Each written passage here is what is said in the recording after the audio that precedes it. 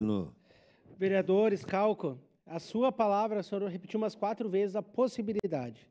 E essa palavra aí é marcante, né? Que pode ser ou pode não ser. Por isso que quando a gente divulgar, eu peço à imprensa da Câmara também, presidente, que deixe muito claro isso, na matéria que for fazer, né? Essa possibilidade, não fazer a afirmação que vai baratear o preço a partir da aprovação desse projeto.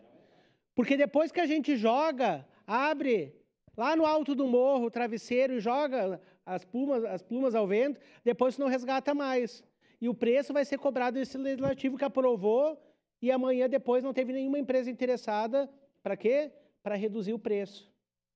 Não esqueçamos, colegas, também, que quando vocês, os senhores e as senhoras, ligam lá para a FAS ou indicam as pessoas para auxílio funeral, tá?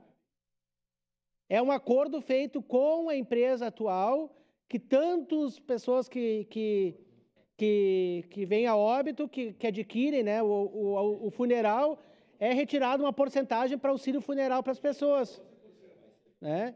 Então, também nós temos que debater isso e temos que deixar isso registrado. E outra, e se não tiver outra empresa, como é que nós vamos fazer? Aí nós vamos querer regular de novo essa daqui que já está aqui? Não, tu está cobrando muito, empresa, vamos baixar agora o preço, vereador Zanquinho, o senhor que é economista. Como é que nós vamos fazer se não tiver nenhuma empresa? Aí não adiantou nada esse debate que a gente está fazendo por 14, 15 anos aqui na Câmara de Vereadores. Então, a palavra do vereador Schalco é muito importante, que abrirá a possibilidade e não diminuirá o valor do mercado. Obrigado, presidente. Voto sim. Obrigado.